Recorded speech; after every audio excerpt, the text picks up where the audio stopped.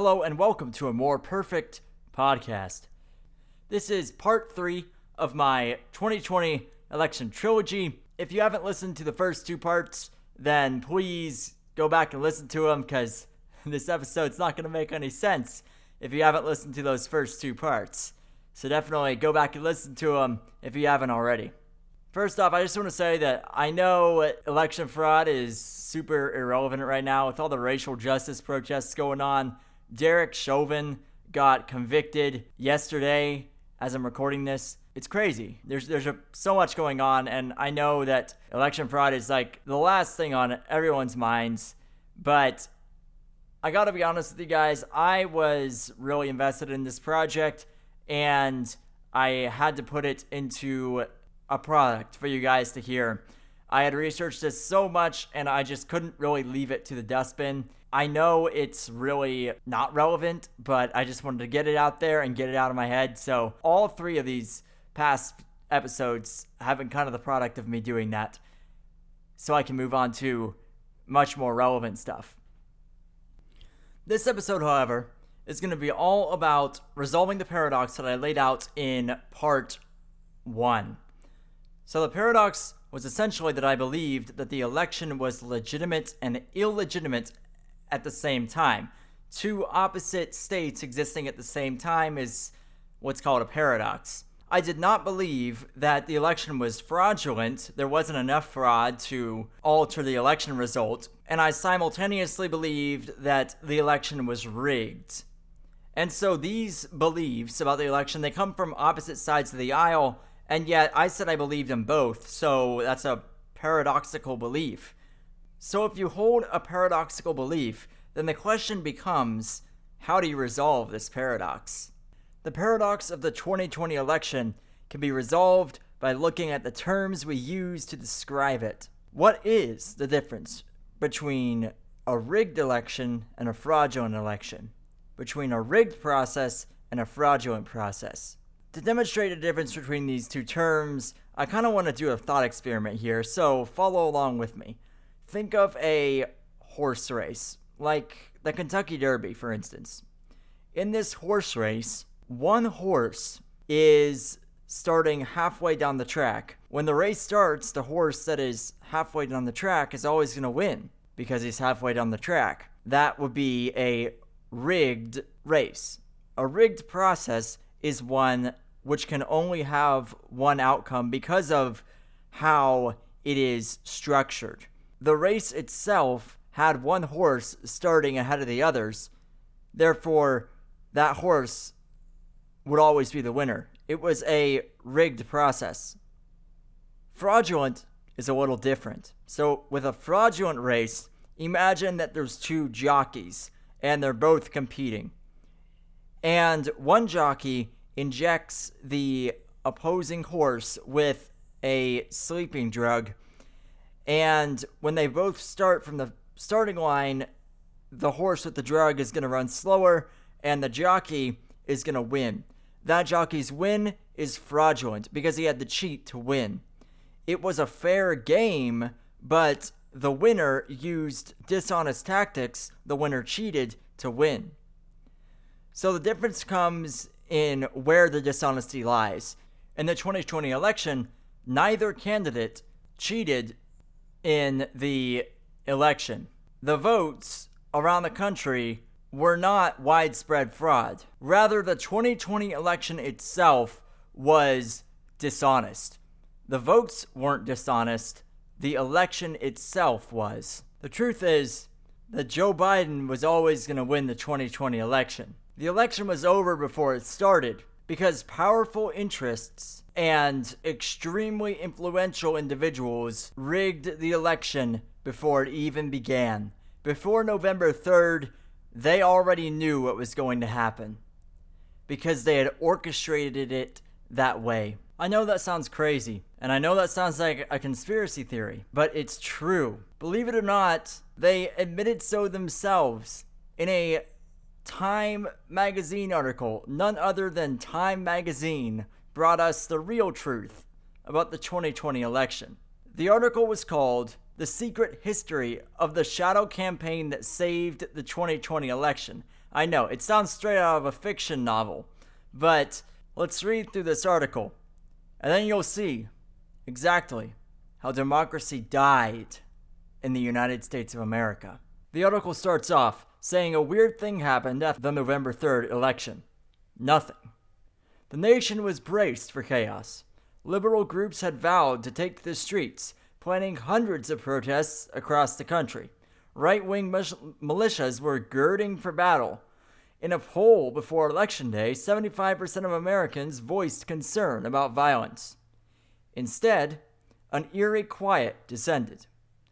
As President Trump refused to concede, the response was not mass action, but crickets. When media organizations called the race for Joe Biden on November 7th, jubilation broke out instead, as people thronged cities across the United States to celebrate the democratic process that resulted in Trump's ouster. A second odd thing happened. Amid Trump's attempts to reverse the result, corporate America turned on him. Hundreds of major business leaders, many of whom had backed Trump's candidacy and supported his policies, called on him to concede. To the president, something felt amiss. It was all very, very strange, Trump said on December 2nd. Within days after the election, we witnessed an orchestrated effort to anoint the winner, even while many key states were still being counted. In a way, Trump was right. There was a conspiracy unfolding behind the scenes, one that both curtailed the protests and coordinated the resistance from CEOs. Both surprises were the result of an informal alliance between left-wing activists and business titans. The pact was formalized in a terse, little-noticed joint statement of the United States Chamber of Commerce and AFL-CIO, think all the labor unions in the United States, published on Election Day. Both sides would come to see it as a sort of implicit bargain, inspired by the summer's massive, sometimes destructive, racial justice protests,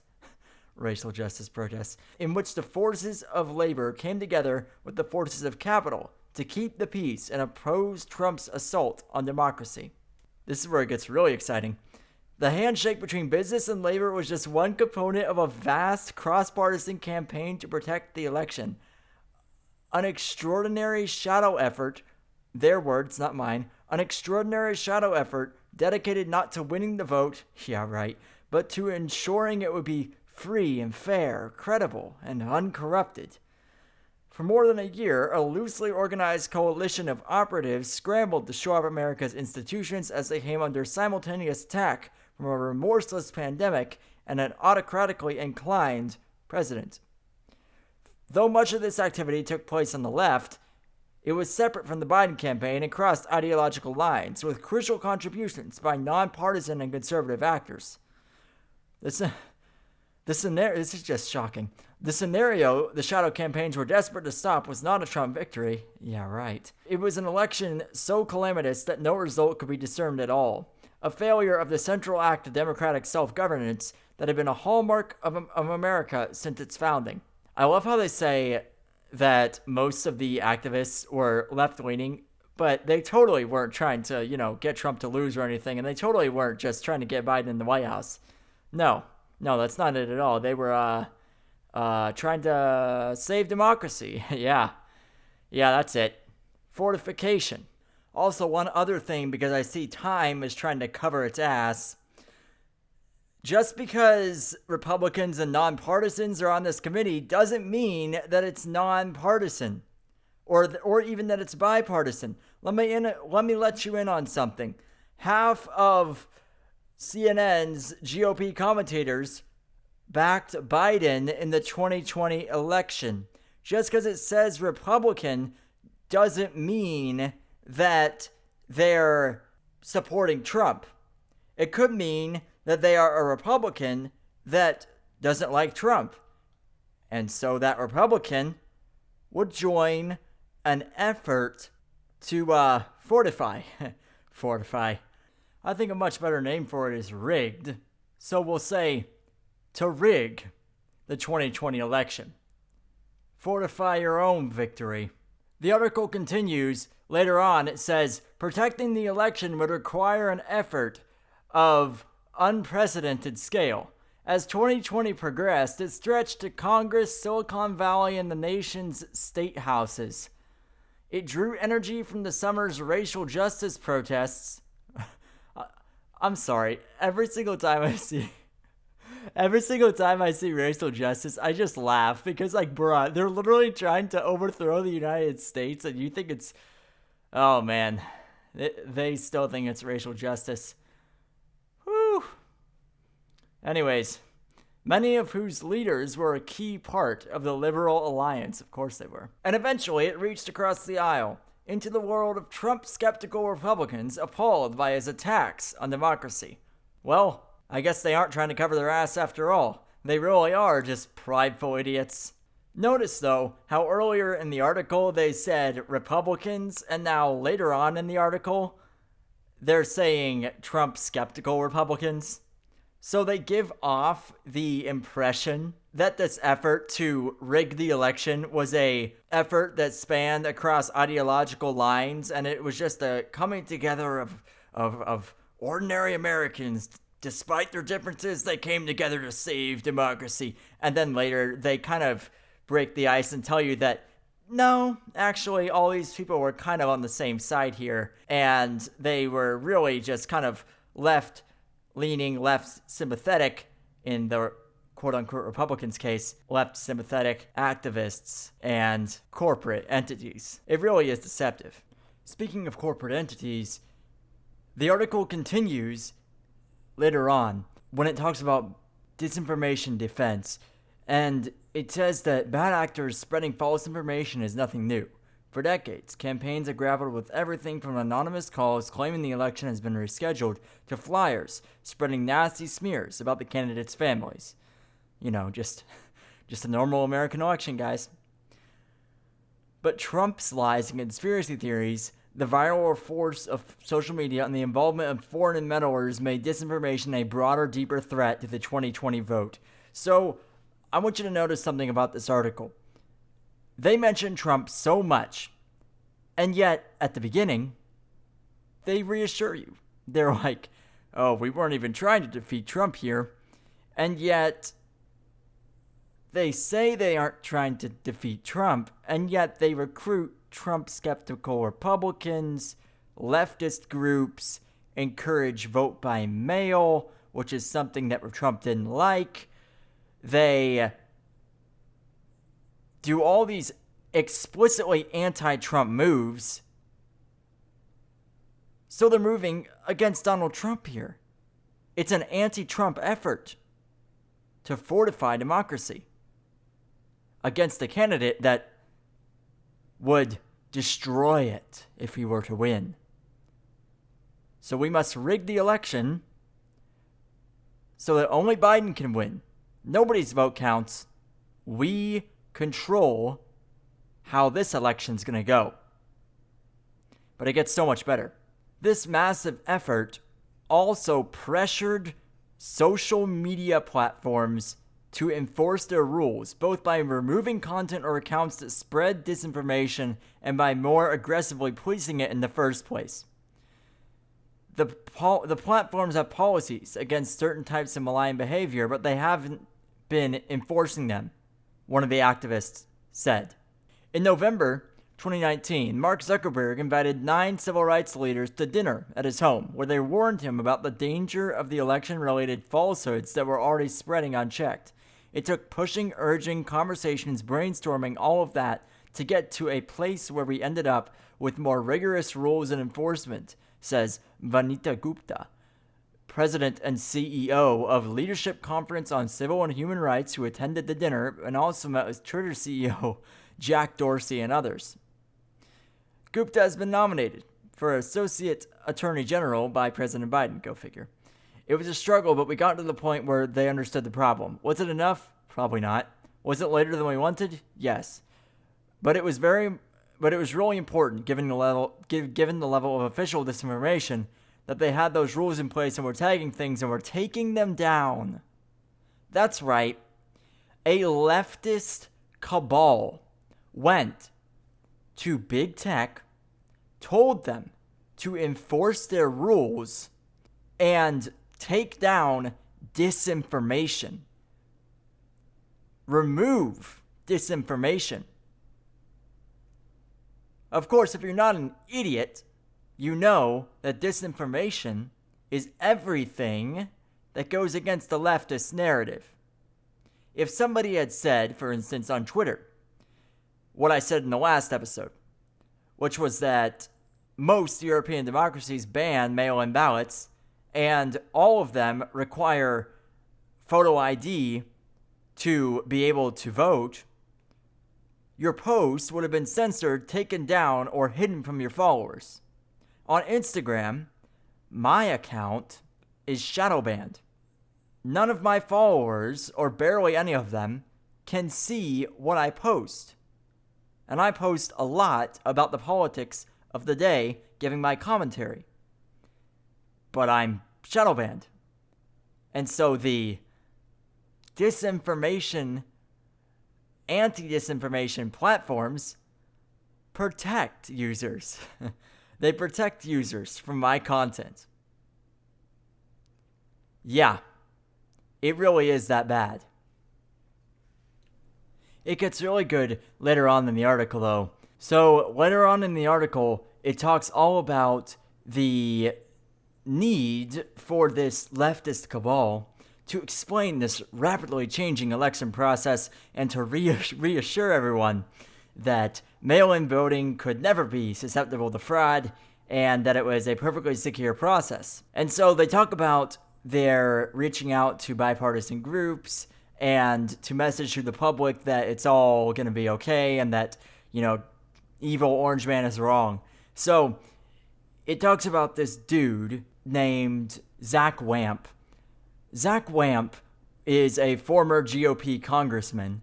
Notice how it says former. And worked through the nonpartisan reform group Issue 1 to rally Republicans to this effort to message to the public that mail-in voting is okay. He says, "We thought we should bring some bipartisan element of unity around what constitutes a free and fair election. The 22 Democrats and 22 Republicans on the National Council on Election Integrity met on Zoom at least once a week. They ran ads in 6 states, made statements, wrote articles, and alerted public officials to potential problems."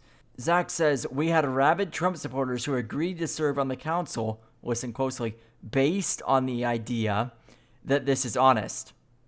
This is going to be just as important," he told them, "to convince the liberals when Trump wins. Whichever way it cuts, we're going to stick together." Notice, he says, "We had rabid Trump supporters who agreed to serve on the council based on the idea that this is honest. This is going to be just as important," he told them, "to convince the liberals when Trump wins." Yeah, sounds pretty freaking shady. Really shady. Sounds like he was lying to them, playing off of their partisan opposition to Democrats and liberals, and just trying to save face for his shadowy leftist cabal that he was really supporting here. I don't care what the hell they were doing. This is some shady crap. They were also trying to message to the public that the election would not be decided on election night. They created memes, graphics, spread by email, text, Twitter, Facebook, Instagram, TikTok, and urging that every vote be counted. Together, they were viewed more than 1 billion times. Protect Democracy's election task force issued reports and held media briefings with high-profile experts across the political spectrum. Again, that should be in quotes. Resulting in widespread coverage of potential election issues and fact-checking of Trump's false claims. There's another anti-Trump move, but don't worry, it's all about protecting democracy. Definitely. It really had an effect on people too. And by election night, the percentage of the public that knew that the election wasn't going to be decided until a few days later was over 70%. In other words, the stuff they created worked in influencing people's perception about this election. It was incredibly effective. The article continues, and it's so shocking I don't even know what to call it. It continues. Under the section People Power, so you know it's about to get spicy. the racial justice uprising sparked by George Floyd's killing in May, it writes, was not primarily a political movement. Oh my God. Oh, it's so funny. The organizers who helped lead it wanted to harness its momentum for the election without allowing it to be co-opted by politicians. Yeah. Many of those organizers are part of Podhorser's network. Podhorser is the head honcho. From the activists in battleground states who participated with Democracy Defense Coalition to organizations with leading roles in the movement for Black Lives. This is so messed up. The best way to ensure people's voices were heard, they decided, was to protect their ability to vote. We started thinking about a program that would complement the traditional election protection area, but also did not rely on calling the police. They created a force of election defenders who, unlike traditional poll watchers, were trained in de-escalation techniques. During early voting and on election day, they surrounded areas of voters in urban areas with a joy to the polls effort that turned the act of casting a ballot into a street party. Black organizers also recruited thousands of poll workers to ensure polling places would stay open in their communities. The summer uprising, at least they're being honest, the summer uprising had shown that people power could have a massive impact. Activists, this is really damning, activists began preparing to reprise the demonstrations, not riots, just demonstrations, reprise the demonstrations if Trump tried to steal the election. Reuters wrote in October, Americans plan widespread protests if Trump interferes with election. More than 150 liberal groups, from the Women's March to the Sierra Club to Color of Change, from Democrats.com to the Democratic Socialists of America, joined the Protect the Results coalition. The group's now defunct website had a map. This is written directly in the article. The group's now defunct website had a map of listing 400 planned post-election demonstrations to be activated via text message as soon as November 4th. To stop the coup they feared, the left was ready to flood the streets. All of this was coordinated from the beginning. This isn't crazy. This is what they admitted to in Time magazine. Read the damn article yourself. This is how democracy died. They are coordinated, they are ready, and they are already in power. Because they did secure this election. They did fortify our democracy. And our democracy as we know it is changed forever because of their cabal's heinous actions against our country. These nitwits continue with their prideful admission of destroying our democracy, and they talk about their efforts after the election and on January 6th. So basically after the election, they come out swinging with a dash of racist Republican narrative when they say that the Republicans were in Detroit heckling the mostly black workers, crowding the vote counting tables, and refusing to wear masks. Because, in case you didn't know, according to Time magazine, if you are a Republican, then you are not only a racist, but you're also a degenerate who crowds tables and refuses to wear your mask. Because that's apparently what degenerates do nowadays, is not wear masks. Yeah, this is new information to me too. Also, you should know that the cabal sent dozens of counter-demonstrators to this one center where votes were being tallied and the Republicans were, being degenerates, according to Time magazine. They literally sent one text and it says within 45 minutes, dozens upon dozens of activists arrived. It's like an army. It really is. If you've ever seen Star Wars, remember the droids that would take commands from the big ship? This is exactly like that, except real life and politics. It's crazy. the amount of coordination, the amount of stickiness that this entire effort had to it. It's disgusting. If you value any shred of honesty, look at this.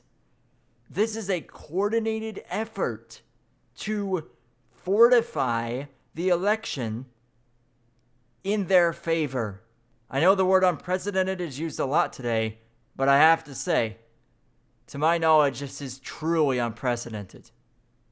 This article continues for the January 6th protests and the Capitol raid on January 6th, and it talks about how there was coordinated no counter-protesters there, and that, or at least not a visible presence of counter-protesters. It is debatable as to whether there was counter-protesters there or not. Some people say that it was Antifa in the crowd the entire time.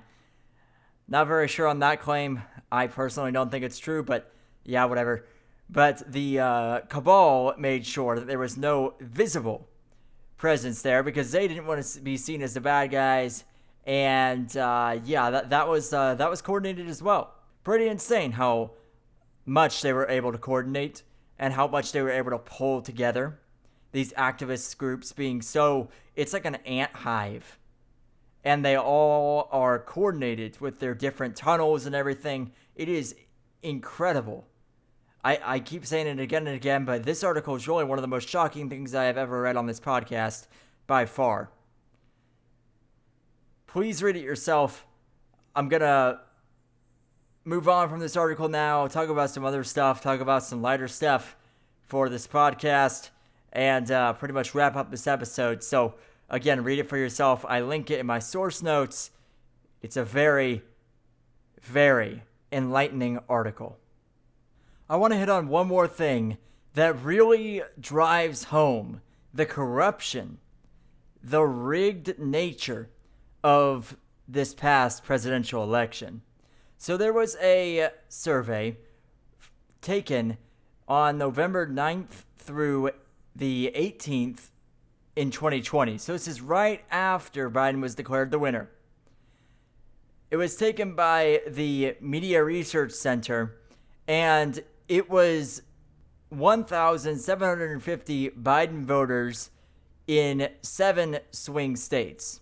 82% of them were either unaware of Trump's biggest accomplishments or the most damning truths about who they were actually voting for. For instance, the Hunter Biden scandal was censored by Twitter from ever being shared when the New York Post broke the story.